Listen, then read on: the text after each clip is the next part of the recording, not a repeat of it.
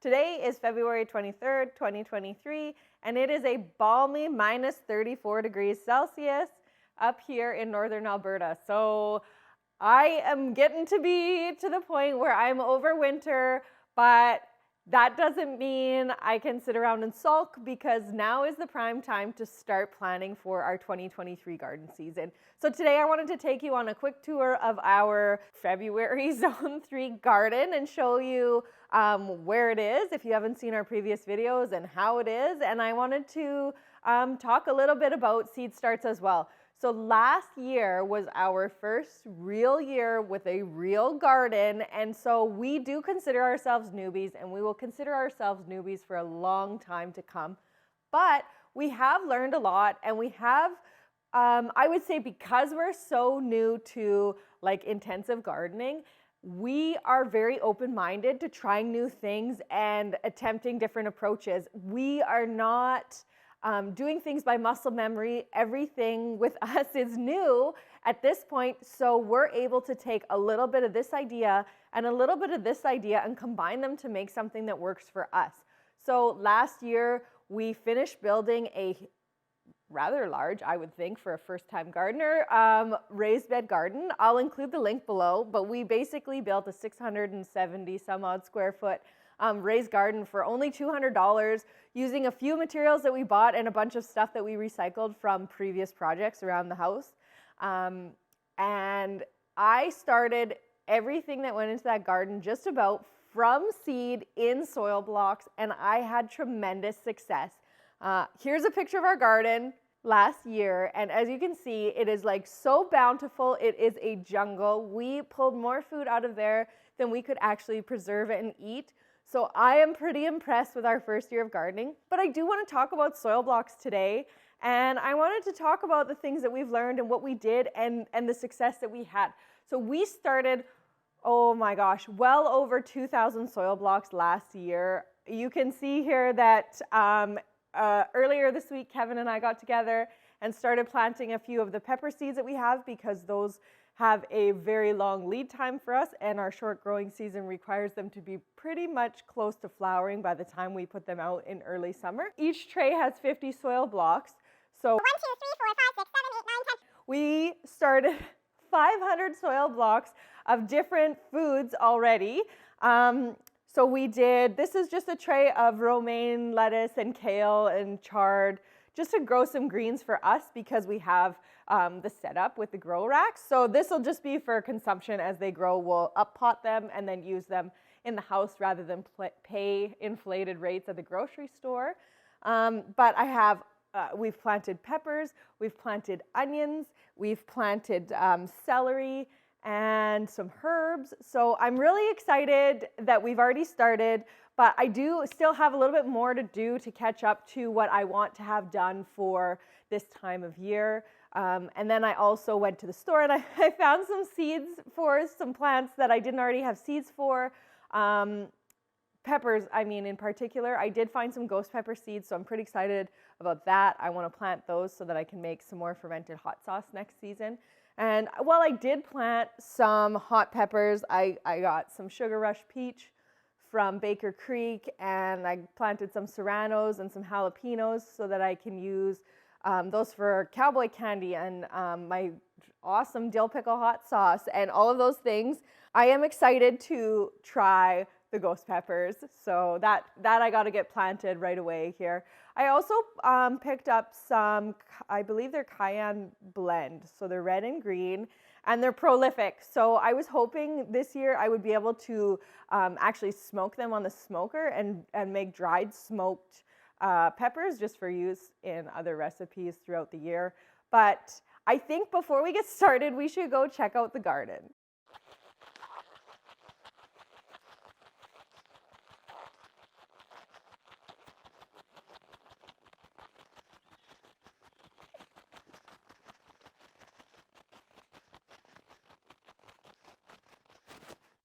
This is my February garden. Unfortunately for me, it will be covered in snow for a very long time. There is at least 2 feet, maybe 3 feet of snow here. Nobody has been in there since the fall, but it's just waiting for me. We do have some plans in regards to the garden. I would like to take out my trellis that I made for my tomatoes and my pea trellis, and I want to lay down a heavy black tarp so that we can solarize any remaining weed seeds. It was something I wanted to do last spring, but we just didn't get to it. So that's where we're at on the garden front right now. So as you can see, I do have a ways to go before I can even get my hands in the dirt. Since we're walking by the coop on the way back to the house from the garden, I may as well stop in and check and see what we got for eggs. Hello, little miss. What are you hiding in here? Hello, Fergie. Oh, there's 1, 2, 3.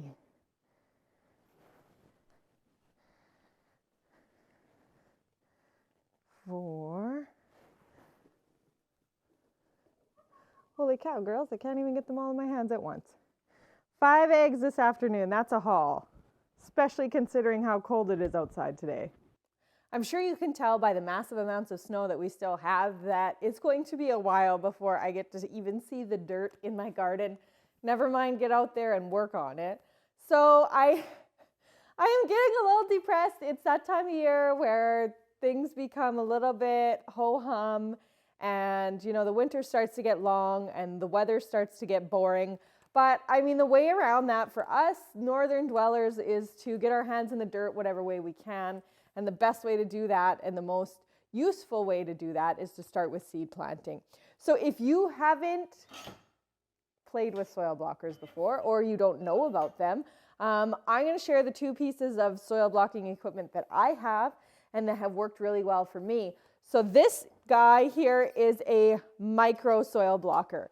There are 20 3/4 inch soil blocks in this one. It seems like a good idea, but just remember, the smaller the soil block, the faster that plant needs to be up-potted. The most ideal use case for the micro in this size is for seeds that need heat to germinate. So you can fit a lot more of these little guys on a seedling heat mat than you can, say, the 2-inch ones like this. And they're also really good for slow to germinate seeds. So strawberry seeds or celery seeds that can take up to 30 days to germinate. These little guys are great because they allow that seed to make contact with the soil and begin the germination process without taking up valuable real estate. So that's what these guys are for. I don't use them a whole lot because, like I said, they're very small. So they are a little bit of a bear to work with sometimes. My main workhorse here is this, is this 2-inch soil block. So this one I've used for just about everything. One of the things I bought with my soil blocks was this 3/4 inch dibble. So what this does is it makes it so that you can remove the seeding dibble from your larger soil block, and you place this 3/4 inch dibble inside of the soil block. And what that does is it creates a void inside of the soil block in a 3/4 inch square. So you can easily up pot these guys. So you would make a tray full of these with that 3/4 inch dibble in, and then you would be able to take your micro soil blocks and just drop them into the void created in that soil block. It makes them very easy to up pot, I guess. The other nice thing with these larger dibbles is they make it so that you can put a larger seed in your soil block. So if you're pre-starting something like something that needs warm to germinate, so corn or something like that, you can very easily plant corn inside of one of these soil blocks, use the warmth of your home to help that plant to germinate before you send it outside as soon as it germinates.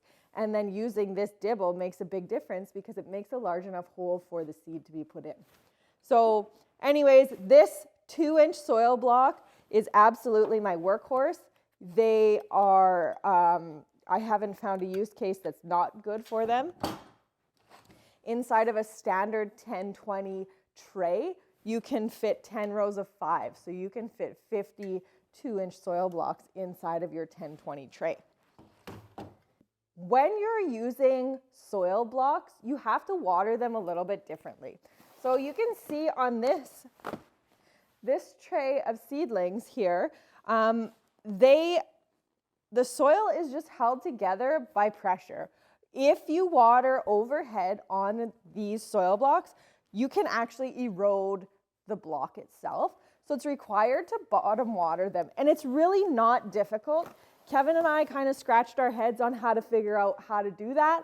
And what we came up with was, I guess due to our rural location, we don't have a lot of like garden centers around. So what we did was we bought solid bottom 10-20 trays, and then we took a second one and we punched a bunch of holes in it. So you can see in this tray, I went every like inch or so and I punched a hole in it. And what we do is we just nest the tray with the holes inside of the solid bottom tray.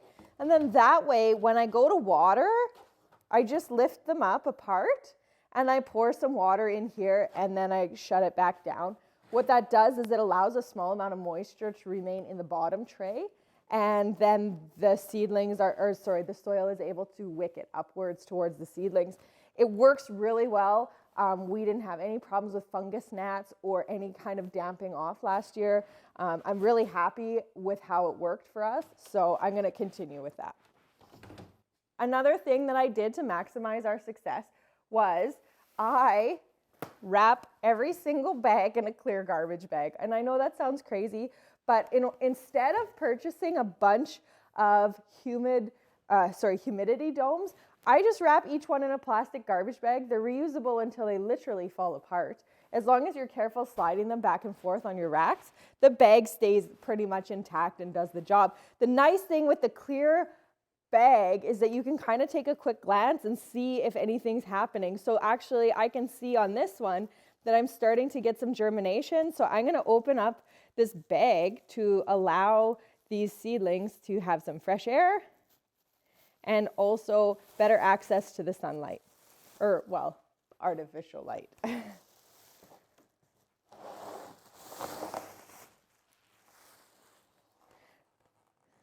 Okay, so this tray is oregano, basil, so sweet basil, rosy basil, so purple basil, some peppermint, and some spearmint.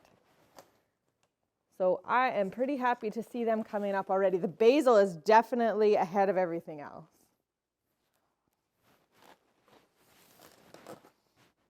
I have a couple of really high-tech tools that I use when I'm soil blocking. Aside from my soil blocker, I use this little feed pan. I love it for soil blocking because it's got a wide, flat base and it's shallow, so I'm not hunched over, holding my shoulders above something to apply pressure on my soil block. It makes a huge difference. I wear gloves because my hands definitely get sore with all the soil blocking. There's a lot of pressure down on your palms, so wearing gloves makes a big difference. It also helps to keep your hands a little cleaner. I use a bucket full of fresh water, and that's what I use to dip my soil block every once in a while. It doesn't have to be every time you unload a batch of blocks, but it helps if you notice that they're sticking. I use an old Halloween pail as a measuring tool. So my standard mix for soil blocking is 2 parts of ProMix HP or ProMix BX and 1 part of bagged black soil, and then water until it hits the correct consistency.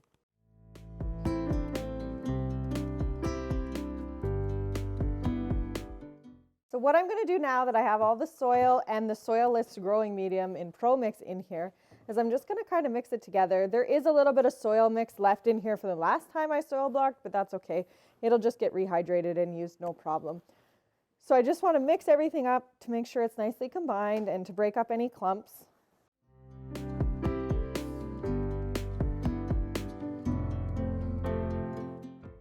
And then I start adding water. I also, because I have the luxury of having warm water in the garage, I always use warm water when I'm making soil block mix. I find that it helps hydrate the peat better.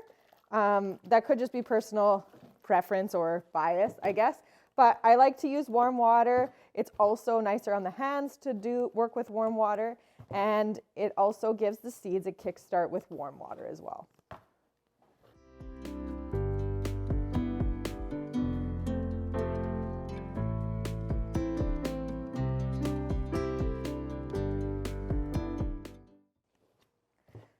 the nice thing with soil block mix is that, you know, it's not a precise science. Like, there is no exact quantity of water. You just kind of work with what you got and find the right balance. If you add a little too much, you can always top it up with a little bit more soil or Pro Mix to get to that right consistency.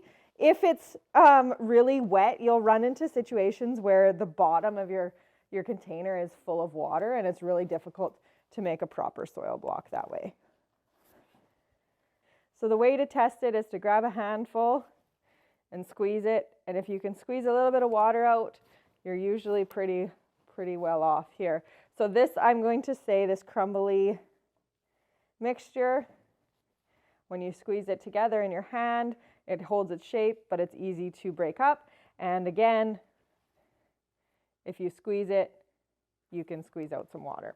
So that is a good mix for me. I'm happy with that. So I'll set my water aside. And then I'll take my dipping bucket out of my soil block tray.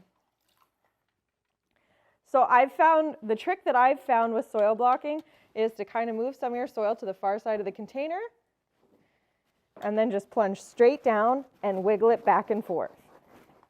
And then you're going to come up and come away and take off from the side again. The reason that you go, and I like to do this on the sides, go back and forth on the sides to make sure, because I actually find that the side blocks are the ones that get the least packed. So you know you're okay and you've got enough soil in there when you start to see water coming up at the top of your soil blocks. And then you're just going to smooth the back of the block with, I use my little trowel. You can use whatever you have on hand. And you're going to place it in your soil blocking tray. You're going to press down firmly and raise the blocker. And that will give you a perfect soil block every time. If you notice that your soil blocks are inconsistent or like wavy as you go down the tray, what that usually means is that you don't have enough soil in your container and you're getting kind of uneven soil compaction in your soil blocker. So it's kind of important to pay attention to that. But other than that, soil blocking is incredibly easy. It's not hard to do. It takes, honestly, I don't find it takes any time at all to bang out a tray of soil blocks. And again, you just press down firmly and raise the handle. So with these 10-20 trays, like I mentioned, you can fit 5 wide. So what I normally do is make 4 rows of 4. And then on the 5th row, I will just take them out and place them on the edge to fill in that last row.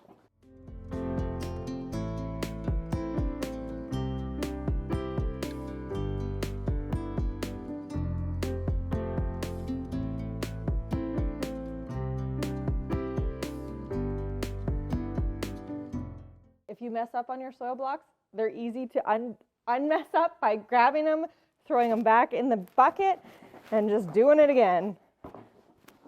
This is a very forgiving process.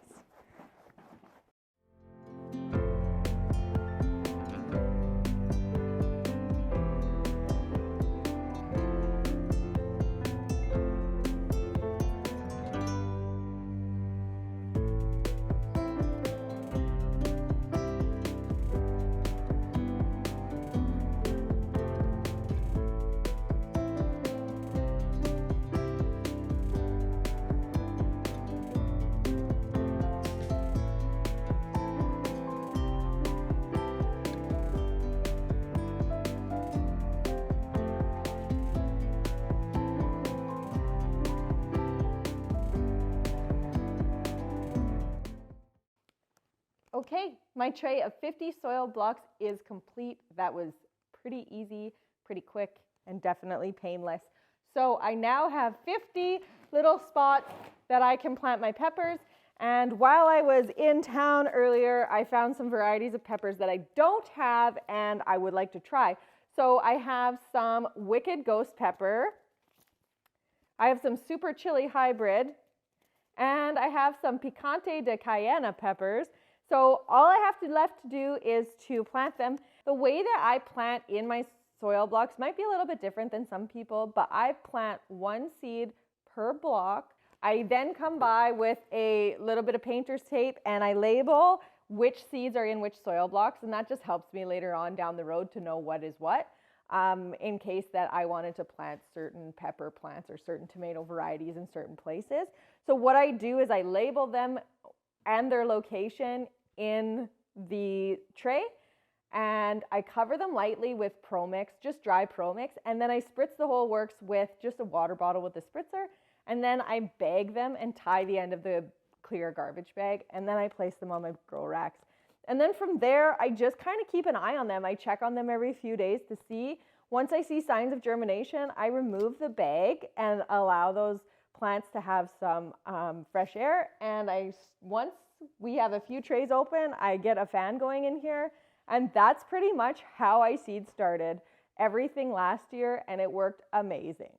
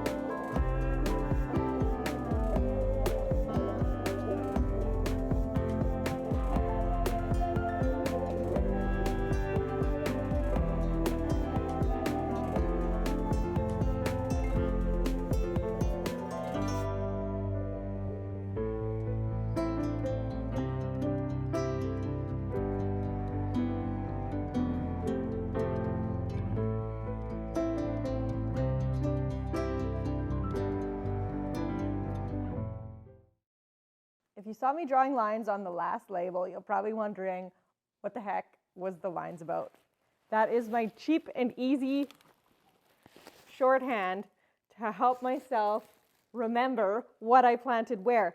So you can see I planted Victoria celery and Red Venture celery in the same container. And what I've done is this indicates a full row, 1 full long line. And the Victoria celery, I planted 25 seeds. So I got 2 full rows and a half row. And in order for me to differentiate, I made a mark at the top. So the back half of that middle row is Victoria, and the front half of that middle row is Red Venture. So that's just one way that we have figured out how to label these things easily, quickly, and sensically. Because if there's 2 of us doing it, we may not always start and end the rows in the same spot. And I know I'm guilty. Sometimes I start at the front and sometimes I start at the back. So it's nice to take that extra step to just label exactly what is going where. Well, that wraps up my February garden tour. I hope you enjoyed seeing my garden under the snow and can commiserate with me while I struggle to make it through these last couple weeks of winter. We are so close to the end of it. I'm hoping, I don't know, I'm really hoping for an early spring this year because I would love to get out in the yard. And I'm finding it very difficult to do so when it's minus 35. So I'm just kind of puttering along, getting my garden ready, and this is where we're at right now. It's just coping with the rest of the winter and planning for next season. I really wanted to share this with you because it's something that I'm really proud of, and the success that we've had with the soil blocking and the seed starting in the garage here has been paramount to our success, and success drives motivation, I find. So the more success you find, the more success you look for, and the harder you try to find more success. So over the next few weeks, I will be starting some more garden foods. We'll be doing tomatoes, and I have some ground cherries. I wanted to try some garden huckleberries this year, and I have quite a variety of things that I want to try. So those will get seed blocked or soil blocked, in the near future. We also purchased a bunch of perennial wildflowers and perennial flowers in general that we want to be able to soil block and put into the food forest this year. So that will be happening soon too. And you know, as things progress and we get closer to the gardening season, I hope to bring you along with that as well.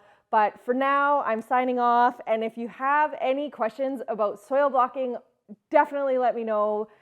Leave a comment down below and I'll do my best to answer it and share with you what I know about what you're asking. And yeah, thank you for joining me on a fun gardening day, because sometimes the soul just needs your hands in the dirt.